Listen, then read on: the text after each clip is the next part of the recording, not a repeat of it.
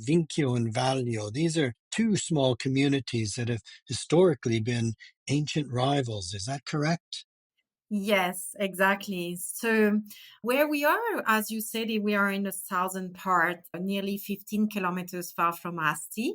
Regarding the winery, it has been very interesting what happened in the early 1959. Wine growers from both villages, Vinchio and Vaglio Serra, decided to join their efforts together.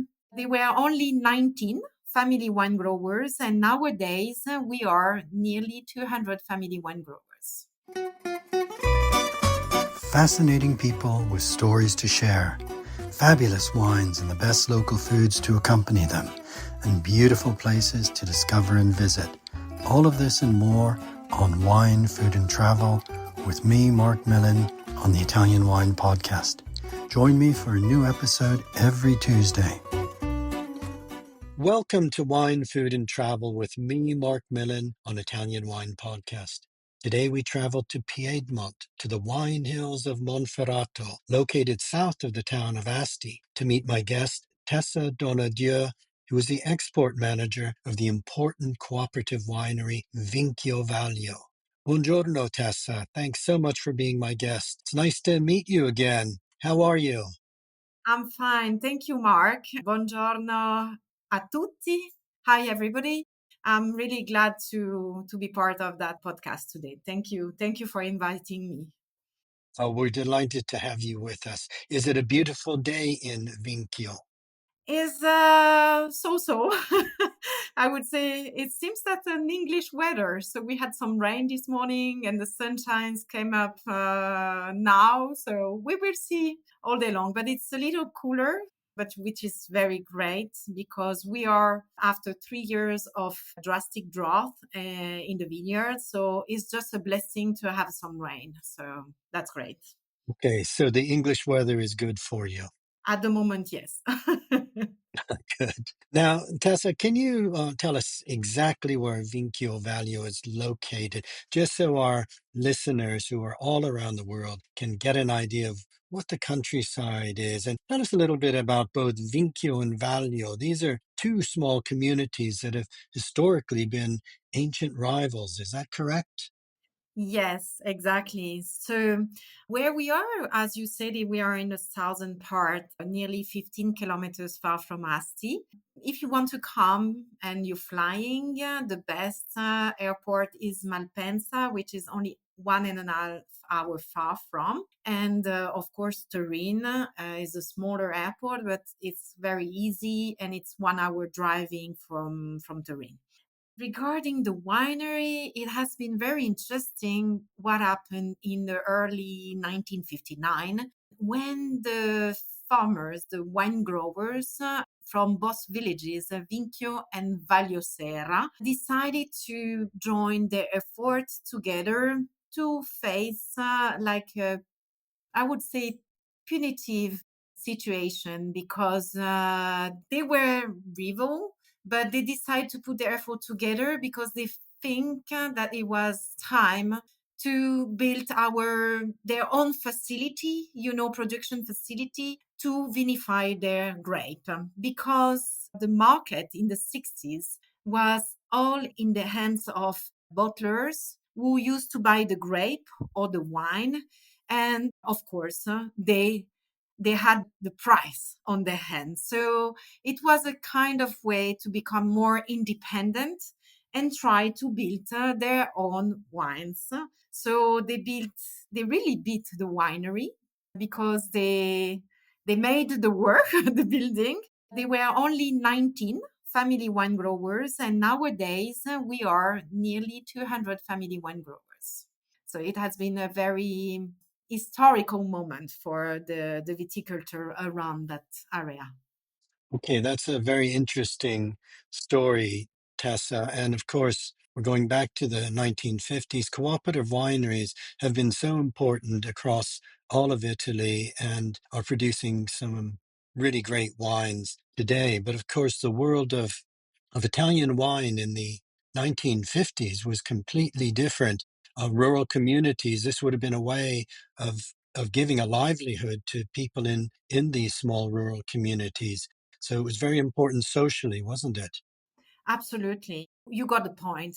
Nowadays, I can say, of course, the things have changed drastically, and we've made a lot of efforts, especially for tourism, but it's not still, the main destination. Monferrato is still, I like to say, it's like an hidden gem, because you need to discover it a little bit more. But thanks, I'm doing like a very step further, but in 2014, we managed to get in the UNESCO World Heritage Patrimony for the landscape and the vineyards.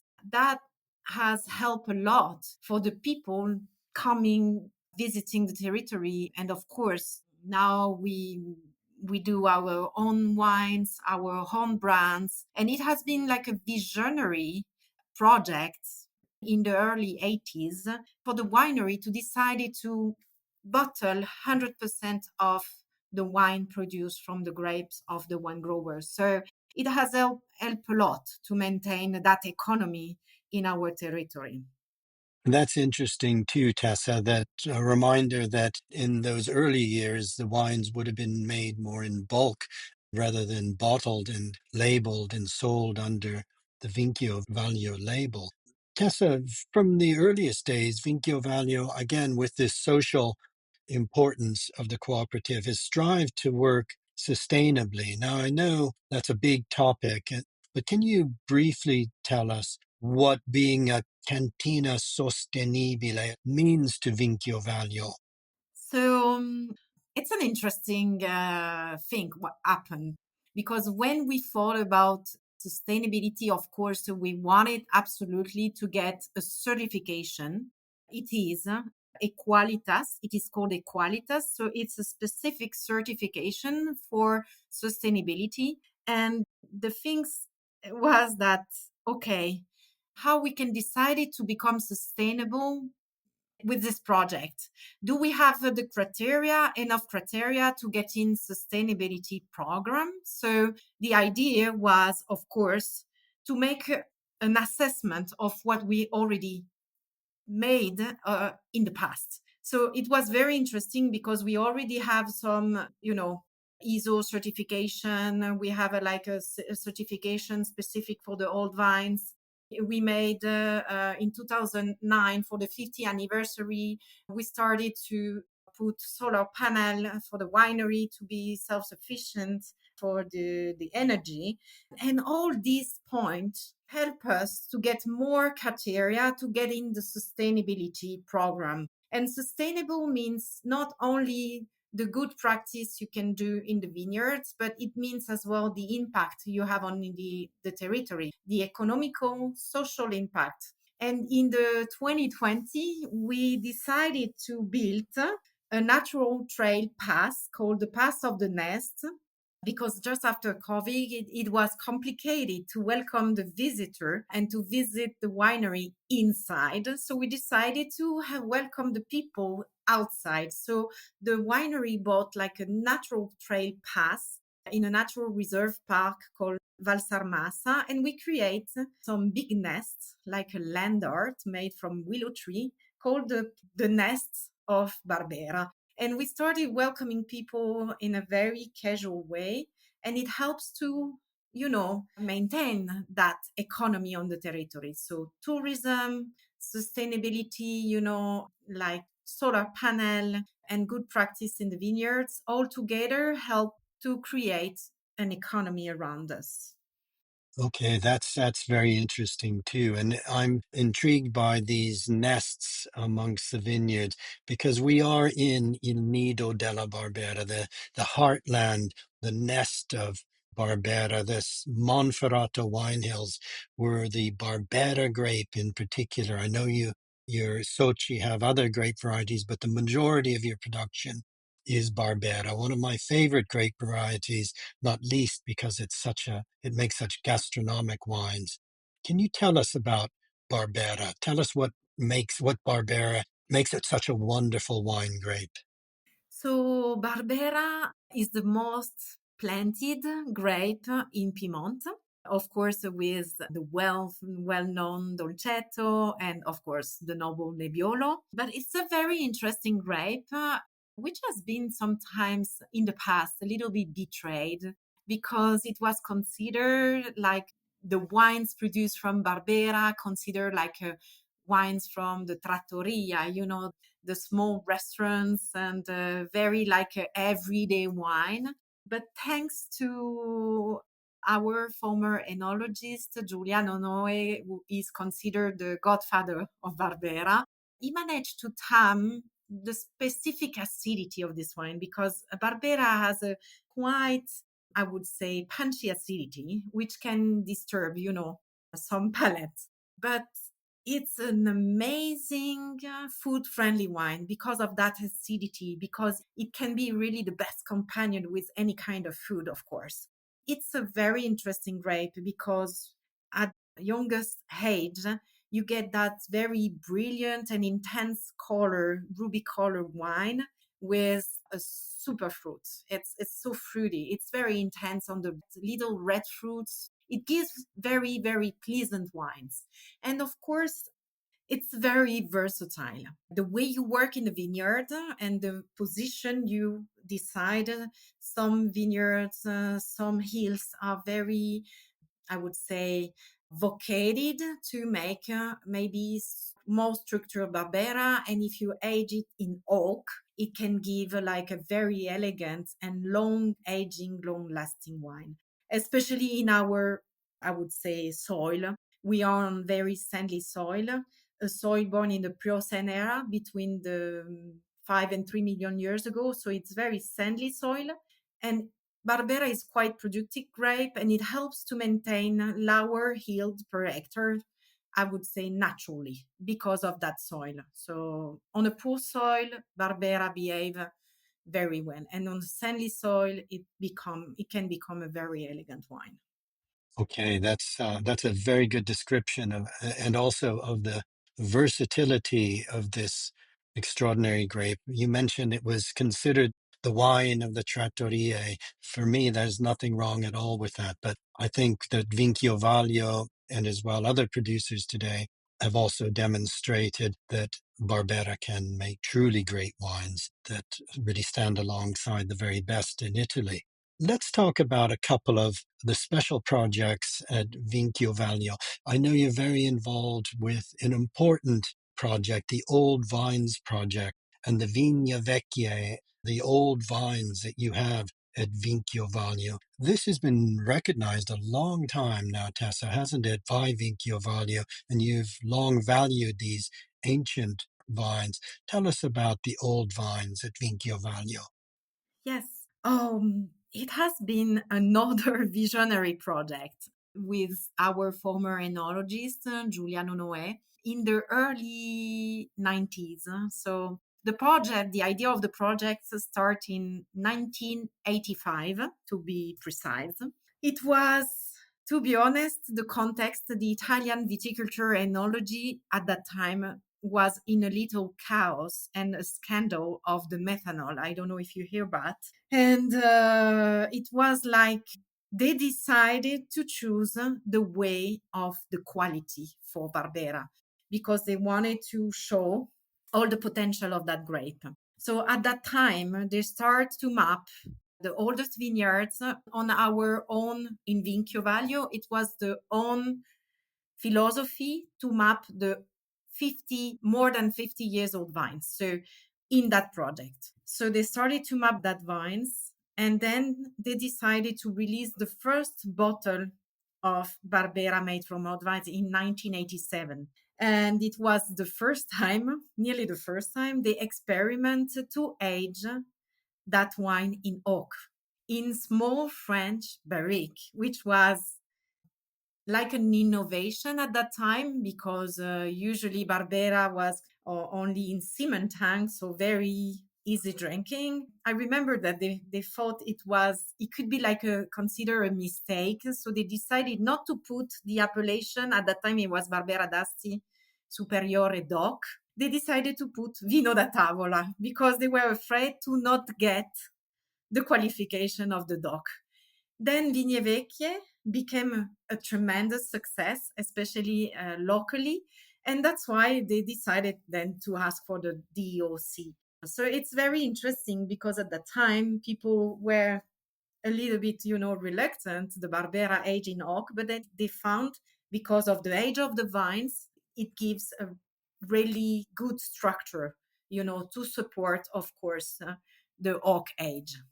Yes, it's a fascinating story, Tessa, that out of the scandal in the 80s of the methanol scandal, which did such grave damage to the Italian wine industry and indeed to the wine industry in Piedmont, that this inspired Vinchio Vaglio to celebrate and recognize the potential for Barbera, for wines made from this patrimony of old vines, vines more than 50 years old, to produce truly great wines. And that has been the project since then. I tasted some of the wines with you at Grande Langhe in January and was so impressed with the wines from the old vines. What do you think old vines uniquely give to the Barbera?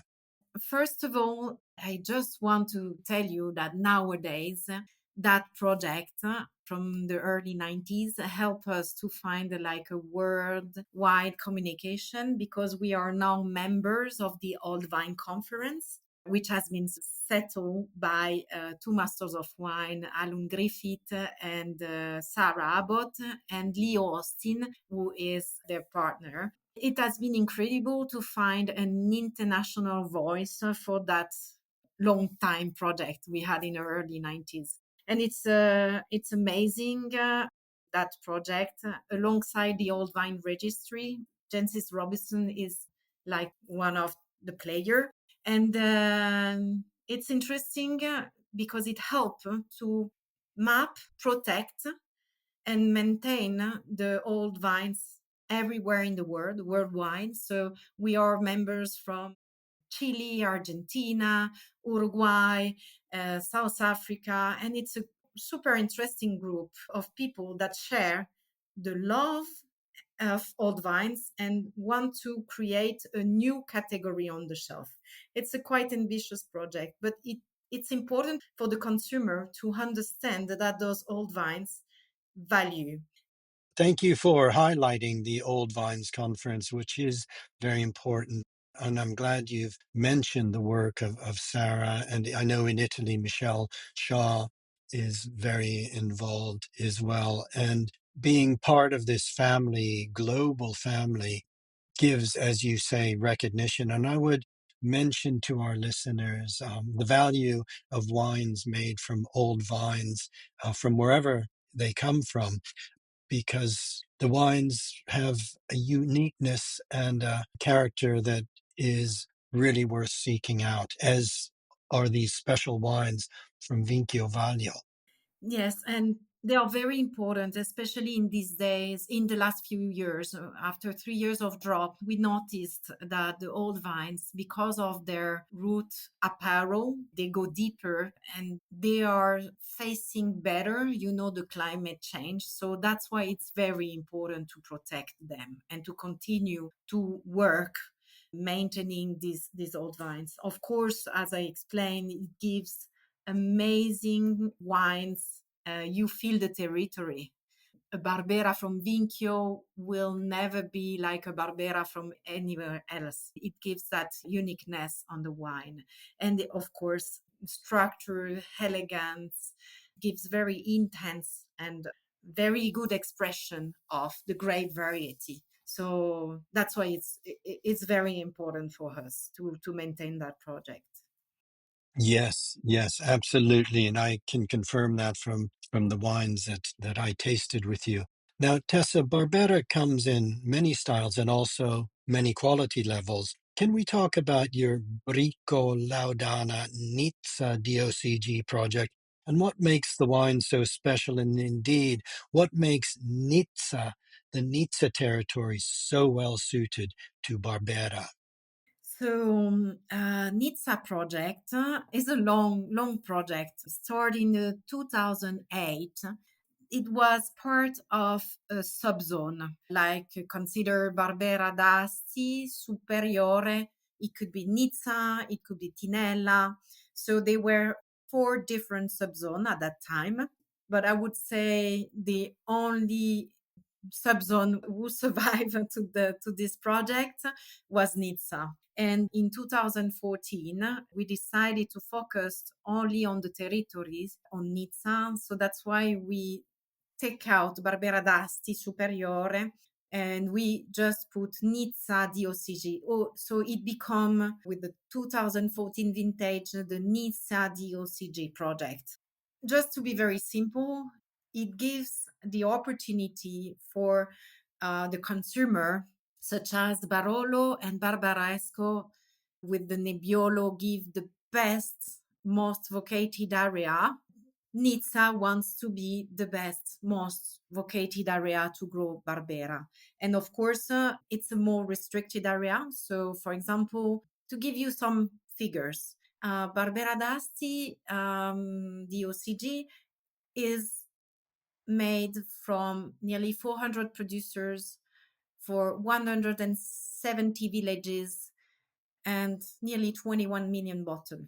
Nizza, only 80 producers from Nizza, Vinchio, Vaglio Serra, and all other satellite villages around. 80 producers. No, nowadays, I think there are nearly 90 producers that can apply to that appellation. And for the moment, it's 1 million bottle produced totally with the total appellation. And it needs to be, of course, special, very great exposure, southwest, southeast facing vineyards. In our case, Laudana is a whole hill dedicated to that wine. And it gives, of course, the soil. We have different soil. We are in the core area of Nizza, which is a sandy soil, and it gives extraordinary wines, very elegant, very clean. And of course, it needs to be aged. So from the law, by the Italian law, Nizza DOCG has to be 30 months, 18 months aging, between 6 months in oak and the rest in the bottle. So it gives more refined wines. And Nizza Riserva, which is, I would say, the top of the pyramid of the Barbera, it's 30 months aging, between 12 months in oak and 18 months in bottle. So when you taste the Nizza, it's a wine that has had enough time to give you the best potential of the grape. Okay, so we're really talking about the top crew of Barbera from this very small area, the vineyards around Nizza Monferrato, a much more limited production. But if consumers, if listeners see that magic word Nizza DOCG on a bottle, I would suggest that it may not be a name familiar to you. And of course, it's confusing sometimes with Italian wines that Nizza is a place name, Barbera is a grape name, but I would like our listeners to look out for that name, Nizza, and try the wine whenever you get a chance. But whether it's a Barbera or a Nizza, Tessa, we've mentioned already that wines made from the Barbera grape are without doubt one of Italy's best wines to enjoy with food. I mean, so many Italian wines are great food wines, but I have a particular love of Barbera. I think, as you say, it's that acidity as well as structure that can make it such a great partner. Can we talk a little bit about the traditional gastronomy of Monferrato and maybe how some of the different styles of Barbera pair well with your local cuisine? So there is a big tradition of antipasti. In Piedmont, you start with a lot of antipasti. For example, vitello tonnato, veal is like I would say a roast beef with tuna sauce. You have a carne cruda. We have a big tradition of butcher and beef, Piemontese beef, and it's a raw beef. I would say it can be like a kind of tartare, but not too much, sauce ingredients. And is insalata rossa, Russian salad with a lot of vegetables and some mayonnaise. So those are the classic, I would say, antipasti. And of course, I will pair definitely with a young and easing drinking Barbera d'Asti stainless steel tank. Then we go on the pasta. tagliarin, which are like the traditional tagliatelle with maybe tomato sauce.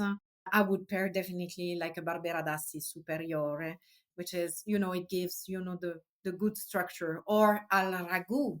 So with meat, our tomato sauce with meat, it's the perfect pairing.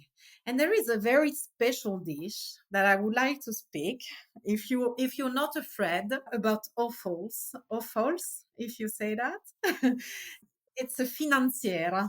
It's a second course Oh, dish, and it's made from, when they cut the beef, the butchers use, I would say, the less noble part of the beef, and they blend with offals and these parts. So offals can be brain, can be roaster crest from roaster, or can be vents or strands, and they are cooked, I would say, very, very slowly. So they do like a small meatball with all these things, and then they put the brain on the parts and they cook all together with preserved mushrooms under oil and sweet and sour vegetables. And they cook everything very slowly all together, and it gives, okay, you have to be, I would say, prepare to eat that dish. But it's a dish from the 15th century, very traditional dish from, I would say, it's a farmer dish because it was made from the less noble part of the beef and, of course, the rooster. So when they didn't have, the perfect fillet or the perfect tenderloin, or they took these parts and to make that special dish, which is called financiera. oh, I love that, Tessa. That's a dish I haven't had in a very long time, but I remember actually having that in a restaurant in Nizza, Monferrato, maybe 35 years ago. It is utilizing those bits of the animal that perhaps people don't use today so much, even the coxcomb, the crest of the rooster.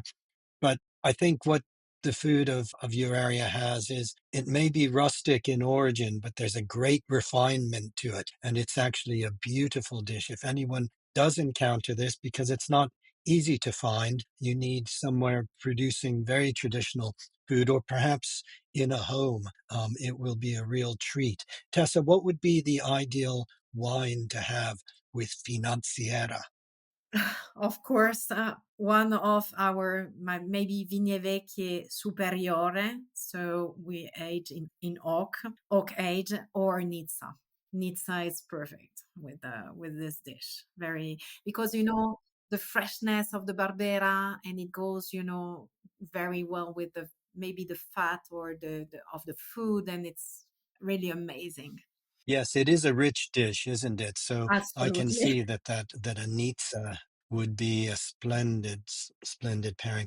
And of course, Tessa, the Monferrato hills are also a source of the wonderful tartufo bianco d'Alba, this white truffle that is a real jewel to be found in the autumn hills and leading into winter. Tell us about the white truffle, how you like to enjoy it in your area, and what wine pairs best. So yes, we have a small village near Vinchio called Monbercelli, and there is an annual white truffle event market, and it's very interesting. So usually white truffle, we don't need to cook very complicated dish. So we go maybe on a carne cruda, raw meat, like a very simple tartare, and we grate a little bit of white truffle on the top. Or we go with the tagliatelle, tagliarin with butter and truffle. Very, very simple.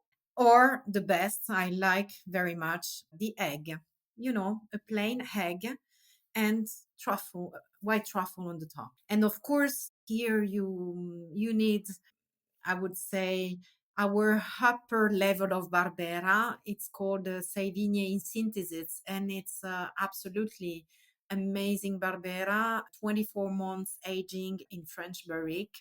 It's Nizza Reserva.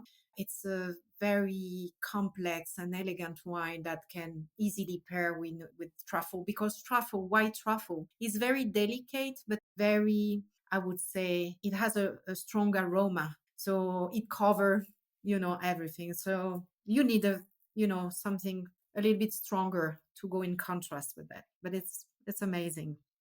Yes, you're right. The white truffle is delicate, yet at the same time incredibly intense, which sounds paradoxical. And I could see that the complexity of this Nizza Reserva would pair very well. Now, Tessa, at the beginning of our conversation, you mentioned that the Monferrato wine hills are still a hidden gem. I think so many wine tourists, wine lovers head to Alba and the Langhe and overlook areas that really are wonderful to settle in and explore and discover, and so close to these areas. And as you mentioned, it's part of a UNESCO site. The Monferrato Hills are part of this UNESCO registry. So, can our listeners come to Vinchio and visit the Cooperativa Vinchio Vaglio? Absolutely. So, since we are in the UNESCO, as a UNESCO site, we decided to open the winery from Monday to Sunday. And we become like a small reference point, touristy point, open every day. So, if a tourist drive by chance in our area, he can stop by the winery, and our shop is open. Of course, we propose some special experience directly from our website. You can book maybe some specific wine tasting, and you can find them on our website. Otherwise, I suggest, if you are interested in some different events, we do all year long opening doors. So, for example, now the program is getting, I would say, with spring and summer, it will be a little stronger. So we will have the Giro del Nizza in April. We will have a picnic in the vineyards. It's a very family and open doors. So the people who come to the winery, grab that picnic basket and go to visit the nests. And then we will have, of course, the Cantina Aperte, and we will have some music later in June and July. So we are very, I would say, open minded. You can follow, of course, our Facebook or Instagram page. And if you want, you can use our newsletter, because we are updating everybody on the special events. Of course, if you want something maybe more, I would say, in a private atmosphere, we organize for small group from 4 people and up. We can do like a picnic. We can organize some picnic. Of course, you need to book it in advance, but it's a possibility. And of course, you can enjoy some trekking path. We have a e-bike as well available nearby the area. And I really invite people to visit Nizza Monferrato downtown. It's a very small town. It's very, I would say, quiet and peaceful. And Asti has very interesting monuments too. So you can go maybe to the museum, Palazzo Mazzetti. It's a very nice museum. And this month, I think till mid-May, there is an amazing exhibition called Escher. The painter is Escher, is totally amazing. You can book some tours as well, I think, to visit Asti. So we have a plenty of beautiful activities to do in the winery and around. That's great to hear, Tessa. And yes, I would urge our listeners to explore Asti. It's a lovely small city, and visit Vinchio, Vinchio Vaglio, and of course the town of Nizza Monferrato. I love the idea of the picking up a picnic basket with a bottle of Vinchio Vaglio wine or two in it, and heading out to picnic and explore the nests that are sited around the vineyard. Tessa, it's been a real pleasure meeting you again here today. And thank you so much for sharing this world of Vinchio Vaglio, the old vines that are part of the Old Vines Conference, and the wonderful wines you produce. I look forward to meeting you again, perhaps at Vinitaly next month. Thank you very much. Oh, that would be great. Thank you so much, Mark. And thank you to everybody for the attention. And we are ready to welcome everybody, especially this summer and spring. We are opening our doors. Thank you so much. Thank you. Grazie Tessa, buona giornata. Buona giornata anche a te. Grazie mille, Marc. We hope today's episode of Wine, Food and Travel with me, Marc Millon, on the Italian Wine Podcast has transported you to somewhere special. Please remember to like, share, and subscribe wherever you get your pods. Likewise, you can visit us at ItalianWinePodcast.com. Until next time, chin chin.